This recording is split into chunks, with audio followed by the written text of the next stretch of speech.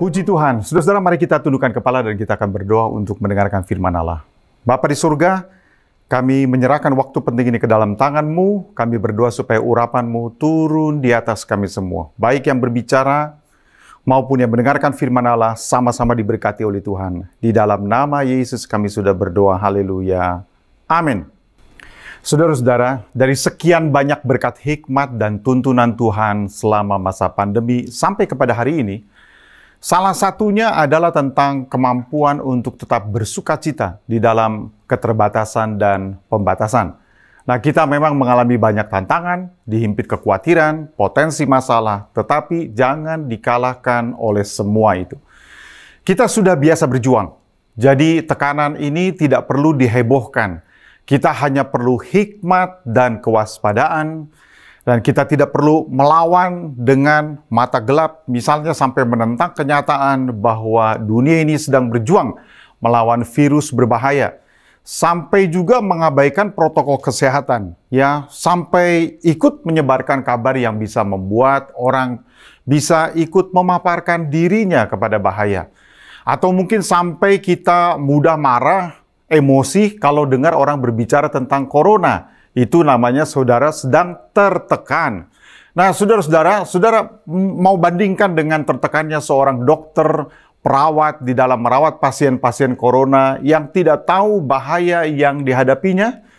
Saudara-saudara, setiap hari pasien bertambah, apa yang ada di pikiran para dokter dan para perawat? Saudara bisa bayangkan, mulanya mereka berpikir bahwa semua yang mereka lakukan sebagai dokter dan perawat punya unsur kemanusiaan. Tetapi belakangan mereka lihat masyarakat yang tidak peduli diri mereka sendiri, mau terpapar atau tidak, dan juga tidak mau menjalankan protokol kesehatan dengan benar dan baik. Dan setelah mereka terpapar, apa yang terjadi? Mereka datang ke rumah sakit untuk minta diobati, berhadapan dengan dokter dan perawat. Saya bisa perkirakan kesalnya hati mereka melihat kita, barangkali orang Kristen juga berdoa agar Tuhan melindungi tenaga kesehatan, agar Tuhan menjagai mereka, tetapi kita juga yang akan datang dan membahayakan mereka. Saudara-saudara, dunia kita goncang juga. Belum pernah kita seragu-ragu ini tentang cara mengatasi situasi yang ada. Kita disuruh memilih satu di antara dua, kesehatan atau ekonomi. Kita diperlihatkan bahwa usaha bisa rontok dan terpukul menjadi begitu mudah, ya. Tetapi kita diajari Tuhan beberapa hikmat loh melalui semua peristiwa ini. Nah, bahwa yang pertama, saudara-saudara, ya, kadang-kadang hidup ini hanya memberi kita dua pilihan. Dan repotnya, hanya salah satu saja yang bisa kita pilih. Tidak bisa pilih kedua-duanya. Misalnya di antara kesehatan atau ekonomi. Kita mau dapat dua-duanya, jangan-jangan kita akan kehilangan dua-duanya. Ya, sulit juga untuk memilih dua-duanya. Setiap pilihan pasti punya risiko.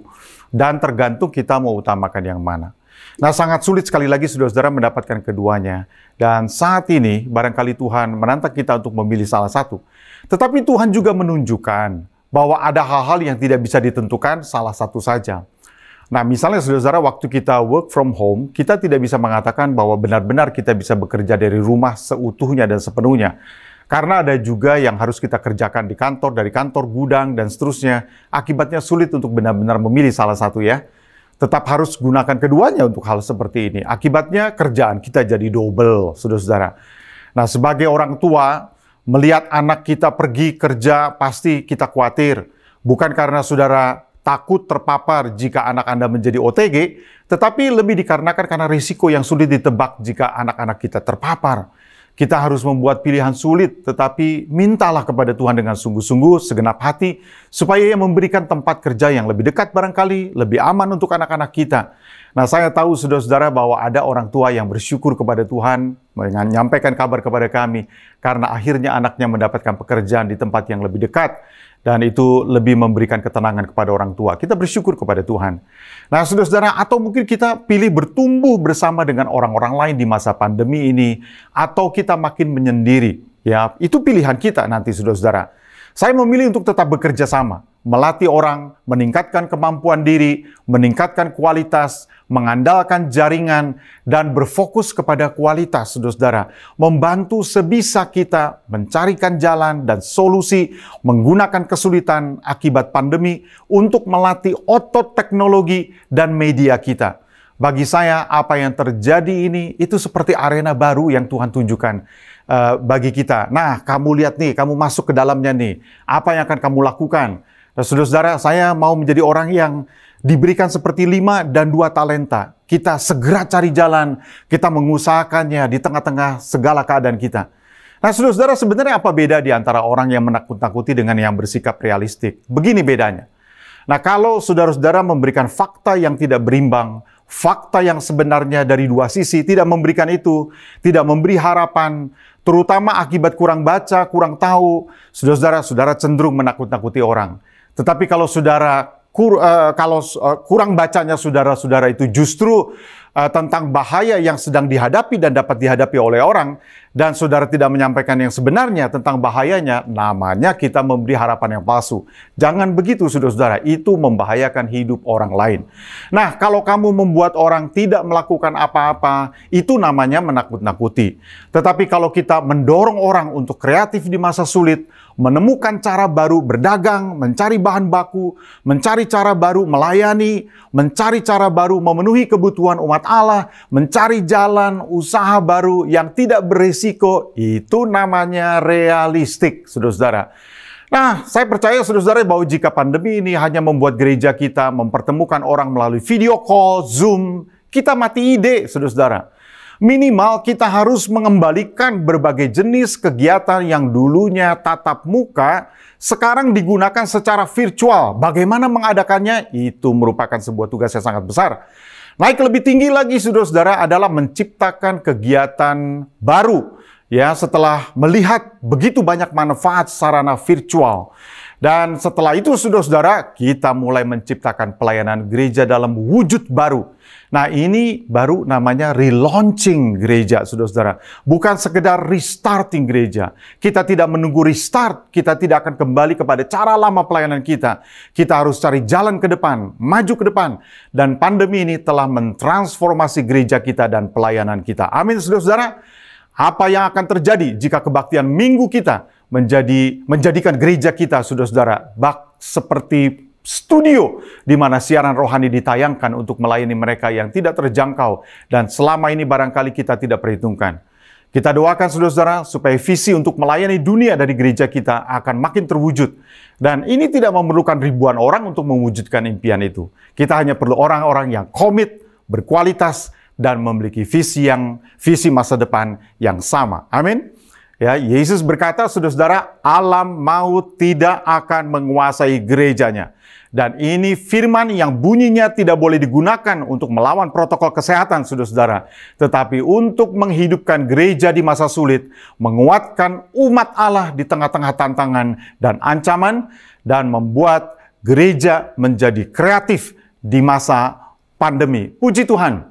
Nah, pikiran ini juga yang menuntun saya hari ini untuk melihat kembali dari firman Allah di dalam kitab Yehezkiel pasal yang ke-37 tentang visi yang Allah berikan kepada Yehezkiel di pembuangan Babilonia. Yang pembuangan Babilonia yang dikenal sebagai pembuangan 70 tahun. Yehezkiel disuruh Tuhan untuk melihat saudara-saudara dan bernubuat ya kepada tulang belulang kering, sebuah lembah yang penuh dengan tulang belulang, kata firman Allah, tulang belulang yang kering. Dan dengan nubuat itu maka seluruh Israel kemudian disatukan kembali, diberi harapan yang baru. Dan tulang-tulang yang bersambungan, kata firman Allah, itu bagaikan keadaan bangsa yang terserak-serak di berbagai tempat, baik akibat pembuangan kerajaan utara sebelumnya maupun selatan, yang kemudian akan disatukan kembali oleh Tuhan. Dan setelah itu Mesias, Kristus akan datang sebagai Raja. Seperti rumah tangga yang sudah tercerai-berai, kelihatannya tidak ada harapan, hancur, dan lebih baik mungkin tidak diingat-ingat lagi ya karena untuk mengingatnya menjadi menakutkan. Tetapi Allah bertindak menyelamatkan mereka karena namanya yang besar, yaitu Dia adalah penebus, Jehovah Gaal, God is my Redeemer. Yehezkiel menjadi nabi justru di Babilonia, saudara-saudara, ketika Daniel dan 3 temannya sudah lebih dulu di sana dan berkiprah. Yehezkiel melayani sekitar 22 tahun lamanya untuk menyampaikan pesan Allah di masa yang paling kelam bagi umat Israel. Ketika tahun 586, sesuai dengan nubuat dan penglihatan Yehezkiel, Yerusalem dan Bait Allah dihancurkan oleh Nebukadnezar. Setelah 3 tahun sebelumnya Nebukadnezar mengepung Yerusalem. Dan Zedekia atau Raja Zedekia menjadi raja yang terakhir dari kerajaan Yehuda saat itu. Nah, mari kita baca dari Yehezkiel pasal yang ke-37 ayat yang ke-1 sampai ayat yang ke-6. Saya mengambil seluruh pasal 37 ini, tetapi kita cukup baca dari ayat yang ke-1 sampai ayat yang ke-6. Nah, tentang the dry bones. Saudara-saudara, Yehezkiel 37 ayat 1 sampai 6, lalu kekuasaan Tuhan meliputi aku dan ia membawa aku keluar dengan perantaran rohnya dan menempatkan aku di tengah-tengah lembah dan lembah ini penuh dengan tulang-tulang. Ia membawa aku melihat tulang-tulang itu berkeliling-keliling dan sungguh amat banyak bertaburan di lembah itu. Lihat, tulang-tulang itu amat kering. Lalu ia berfirman kepadaku, "Hai anak manusia, dapatkah tulang-tulang ini dihidupkan kembali?" Aku menjawab, "Ya Tuhan Allah, Engkaulah yang mengetahui." Lalu firman-Nya kepadaku, "Bernubuatlah mengenai tulang-tulang ini, dan katakanlah kepadanya, hai tulang-tulang yang kering, dengarlah firman Tuhan. Beginilah firman Tuhan Allah kepada tulang-tulang ini. Aku memberi nafas hidup di dalammu, supaya kamu hidup kembali. Aku akan memberi urat-urat padamu dan menumbuhkan daging padamu. Aku akan menutupi kamu dengan kulit dan memberikan kamu nafas hidup, supaya kamu hidup kembali, dan kamu akan mengetahui bahwa akulah Tuhan." Saudara-saudara, ada 4 hal yang harus kita ingat tentang pesan Allah yang sangat penting di pasal ini. Yang pertama, saudara-saudara, bahwa Allah memperlihatkan keadaan yang sebenarnya di dalam ayat yang ke-1 sampai ayat yang kedua. Dan kemudian, saudara-saudara, Allah menyuruh Yehezkiel bernubuat untuk menghidupkan kembali. Itu saudara lihat di dalam ayat 3 sampai 8. Dan yang berikutnya, Allah menyuruh Yehezkiel bernubuat agar nafas hidup kembali ke dalam tulang-tulang yang kering ini. Roh Tuhan kembali lagi. Dan saudara-saudara, menimbulkan atau menjadikan mereka menjadi pasukan yang besar, kata firman Tuhan. Dan yang keempat, yang terakhir, Allah menyuruh Yehezkiel untuk bernubuat tentang disatukannya seluruh Israel, utara dan selatan, sisa dari utara dan selatan, di dalam ayat 15 sampai 28. Yang berarti, saudara-saudara, Allah kemudian ada di tengah-tengah mereka. Nah, mari kita lihat secara cepat, saudara-saudara. Yang pertama, tentang Allah memperlihatkan keadaan yang sebenarnya. Keadaan yang sebenarnya apa, saudara-saudara? Rusak berat, kerusakan berat. Dan saya ingin agar kita membayangkan tentang kondisi kita, saudara-saudara. Barangkali tentang keutuhan rumah tangga kita, tentang usaha kita, tentang pekerjaan kita, kesehatan kita, karir kita, yang mungkin berada di ujung tanduk atau malah sedang berantakan. Dan kita hanya melihat sekeliling yang ada, saudara-saudara, yang hanya berisi kerusakan dan kelihatan tanpa harapan. Nah, kalau dikatakan sangat kering, tulang-tulang itu sangat kering, karena memang terlalu lama terpapar oleh hujan dan matahari. Di tempat yang terbuka, dilihat oleh semua orang, no hope. Seolah-olah that is your faith and that is your destiny. Bahkan Nabi Allah sekelas Yehezkiel, saudara bisa bayangkan, ketika ditanya oleh Tuhan, bisa nggak semua ini dihidupkan kembali? Saudara-saudara, dia tidak berani jawab. Secara afirmatif, dia tidak berani karena kerusakannya begitu hebat. Mungkin dia berpikir soal, mampukah Allah untuk melakukannya? Atau maukah Allah memperbaiki situasi mereka sebagai sebuah bangsa? Pasti Yehezkiel sudah menebak arti dari penglihatan itu karena ia sedang aktif-aktifnya menjadi Nabi Allah. Dan Yerusalem sudah dihancurkan. Bait Allah sudah tidak ada lagi. Setelah 450 tahun menjadi simbol kehadiran Allah dan penyembahan kepadanya, sekarang semua itu tidak ada lagi. Dan mereka sedang ada di Babilonia. Kerusakan apa yang kita lihat di dalam rumah tangga kita, kerjaan kita, dan usaha kita, yang kita pikir mungkin nothing can be done to fix it. Nggak ada yang bisa dilakukan untuk memperbaikinya. Kita berkali-kali barangkali ada di posisi itu. Kita diperlihatkan, saudara-saudara, kita sudah bisa membayangkan. Barangkali kita juga jadi susah tidur karena tidak ada jalan keluar. Kerusakannya terlalu masif. Dan tidak mungkin ada tindakan yang bisa dilakukan kecuali mujizat Tuhan. Bilang sama-sama, saudara-saudara, kecuali mujizat Tuhan. Nah, disinilah poinnya. Jika Nabi Allah sudah hopeless, merasa dirinya tidak berdaya, tidak mungkin dengan cara biasa, dan terlalu banyak, terlalu hebat, terlalu dahsyat kekuatan yang diperlukan untuk memperbaiki, maka tinggal satu saja yang ada, dan harus mereka harapkan, yaitu apa? Mujizat Allah. Amin, saudara-saudara. Dan Allah menyuruh Yeskiel, yang kedua, saudara-saudara, Allah menyuruh Yeskiel untuk bernubuat, untuk menghidupkan kembali tulang-tulang yang kering ini. Tujuannya apa? Hidup kembali. Dan ia harus bernubuat. Allah harus berfirman untuk menghidupkan kembali. Perkataan-perkataan Allah harus diperdengarkan kembali. Firman yang menyingkapkan, firman yang mengubahkan, firmanlah yang menciptakan, menopang, memisahkan, mereproduksi, mengarahkan kembali, mentransform kehidupan orang, mentransform kehidupan saudara dan saya, menghidupkan kembali harapan di dalam hati orang. Dan Kristus, saudara-saudara, dialah firman yang berkuasa, yang menjelma menjadi daging, yang di dalam doktrin gereja sidang jemaat Allah, saudara-saudara, Kristus adalah anak Allah yang kekal. Dia adalah anak Allah yang kekal, bukan karena ia menjelma menjadi daging, tetapi memang selamanya, saudara-saudara, di dalam kekekalan, dia adalah anak Allah.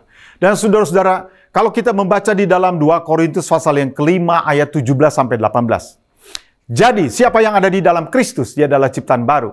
Yang lama sudah berlalu, sesungguhnya yang baru sudah datang, dan semuanya ini dari Allah yang dengan perantaran Kristus telah mendamaikan kita dengan dirinya, dan yang telah mempercayakan pelayanan pendamaian itu kepada kami.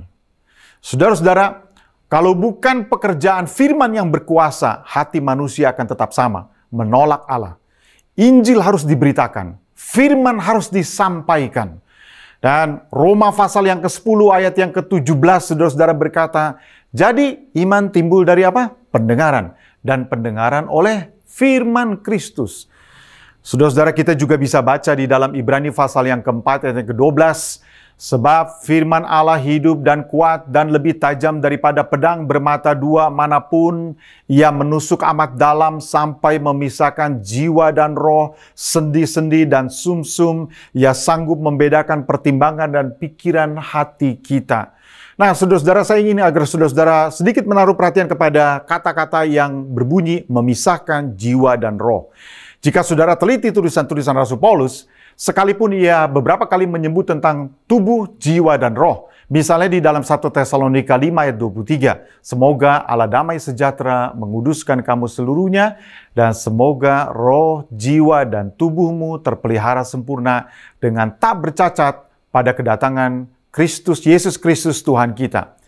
Nah, saudara-saudara, tetapi untuk menyimpulkan bahwa Rasul Paulus memiliki pandangan teologi yang tripartite, yang membagi manusia di dalam 3 bagian, atau bipartite, saudara-saudara, yang membagi manusia di dalam 2, seperti perbedaan yang saudara bisa temukan di antara Plato yang tripartite dan Aristoteles yang bipartite. Kebanyakan teolog mungkin akan memiliki bipartite. Karena Paulus menggunakan istilah jiwa dan roh bergantian untuk sesuatu yang sama. Tetapi di sini, saudara-saudara, membedakan dan memisahkan jiwa dan roh, sesuatu yang sangat tidak mungkin, tetapi firman dapat melakukannya. Kuasa firman, saudara-saudara, bukan filsafat manusia yang akan menyelamatkan dan mengubahkan kehidupan orang. Amin, saudara-saudara. Dan dikatakan oleh firman Allah, dari tulang-tulang itu kemudian mereka bangkit, dan melalui nubuat firman Allah. Tetapi firman Allah katakan bahwa mereka belum hidup. Dan saudara-saudara, kebangunan rohani yang melanda kita di masa pandemi dan setelah pandemi itu yang kita doakan. Karena apa? Kita mencarinya dengan sungguh-sungguh. Amin, saudara-saudara. Saudara percaya bahwa roh Allah dapat bekerja saat kita terhubung secara online. Saudara-saudara, nothing is impossible. Tiada yang mustahil. Seperti di dalam firman Allah saya katakan minggu lalu, Eldad dan Medad, saudara-saudara, yang dihinggapi oleh roh Allah, walau mereka ada di perkemahan masing-masing. Saudara-saudara, nothing is impossible. Tiada yang mustahil. Allah akan bekerja sementara kita terhubung satu dengan yang lainnya. Amin, saudara-saudara. Dan sekarang, saudara-saudara, kita akan melihat hal yang ketiga, yaitu Allah menyuruh Yeskiel bernubuat agar nafas hidup Roh Tuhan kembali lagi, saudara-saudara. Dan apa kata firman Tuhan? Maka Yeskiel melihat pasukan yang sangat besar. Jika roh Allah dihembuskan, maka hiduplah mereka. Dan mereka, saudara-saudara, menjadi tentara yang jumlahnya sangat besar. Dan perhatikan kata-kata ini, saudara-saudara. Bahwa roh kehidupan, roh Allah masuk kembali dan menjadikan mereka sebagai kekuatan yang besar. Dan memang tidak perlu dijelaskan lagi jika Roh Allah bekerja di dalam sekelompok orang, pada pribadi-pribadi tertentu juga, maka hal-hal yang hebat dapat terjadi. Nah, inilah maksud dari ayat di dalam Zakaria pasal yang keempat ayat yang ke-6. Maka berbicaralah ia katanya, inilah firman Tuhan kepada Zerubabel bunyinya, bukan dengan keperkasaan dan bukan dengan kekuatan, melainkan dengan rohku firman Tuhan semesta alam. Saudara-saudara, waktu Roh Allah turun di atas kita, great army, saudara-saudara, pasukan yang sangat besar, the full potentiality of believers, seluruh potensi orang-orang percaya akan digenapi dan akan terjadi dan akan mewujudkan diri menjadi kekuatan bagi penginjilan dunia ini untuk memenangkan orang-orang yang belum percaya kepada Tuhan. Dan saudara-saudara, kuasa Allah akan menyertai kita semua di dalam pemberitaan Injil. Saudara-saudara, Allah menyuruh Yehezkiel untuk bernubuat tentang disatukannya seluruh Israel utara dan selatan di dalam ayat 15 sampai 28. Yang punya tujuan, saudara-saudara, setelah mereka menjadi satu, mereka kemudian, saudara-saudara, dinyatakan bahwa Allah memilih untuk tinggal di tengah-tengah mereka untuk selamanya, yang hanya bisa ditafsirkan di dalam Perjanjian Baru sebagai kerajaan Kristus Tuhan kita. Dan saya bersyukur pada Tuhan, saudara-saudara. Tentang hal ini cukup kita mengetahui arti kata Immanuel, yaitu Allah beserta kita, Allah di tengah-tengah kita. Dan kalau Kristus yang menjadi Raja kita, Tuhan kita, Dia menjadi terang bagi kita semua. Saudara-saudara, tidak ada kegelapan yang akan mengganggu kita lagi. Amin, saudara-saudara. Kalau Kristus ada di tengah-tengah kita, Allah di tengah-tengah kita. Puji Tuhan. Saudara-saudara yang kekasih, inilah yang saya ingin sampaikan kepada kita semua. Bahwa sekalipun sekeliling saudara dan apa yang saudara lihat itu rusak berat, tetapi firman akan menghidupkan kembali.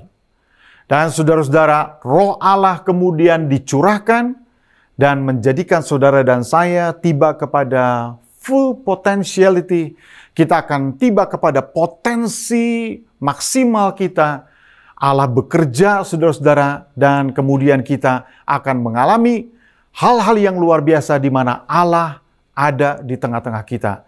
Saudara-saudara, itulah yang kita doakan agar revival, kebangunan rohani akan terjadi. Jangan tunggu sampai pandemi ini selesai, barulah kita akan mengalami revival. Saudara-saudara, mari kita berdoa, nothing is impossible, bahwa kebangunan rohani itu akan terjadi sementara masa pandemi ini.